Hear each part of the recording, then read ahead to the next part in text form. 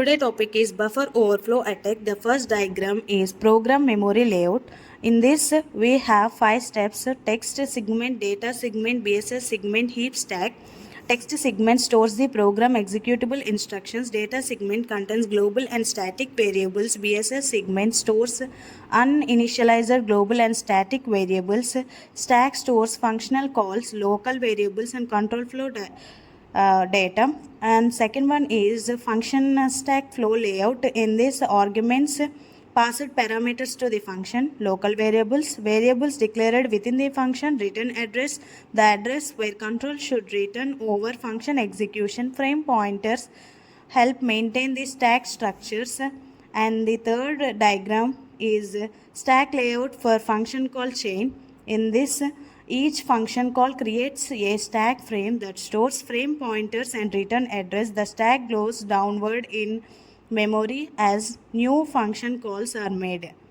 The current frame pointers always points the top to the stack. But buffer overflow.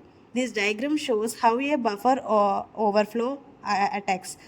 Buffer copy vulnerabilities. If data copied into this buffer exceeds into allocated size, it overwrites adjacent memory. Impact of overflow. Previous frame pointers gets overwritten. Returns address can be modified, allowing attackers to redirect execution flow to malicious code. And fourth diagram is buffer overflow, inserting and jumping to malicious code. In this stack before buffer copy, the function stack contains arguments, return address, previous frame pointers and buffer. An attacker injects a malicious payload bad file into the buffer. Buffer overflow attacks. The buffer overflow overwrites the previous frame pointers and returns address. The return address is replaced with the address of the malicious code. And next diagram is using NOP shell to increase attack address. This diagram compares two scenarios, without NOP and with NOP shell. The attacker must preciously guess the memory location of the ingested code.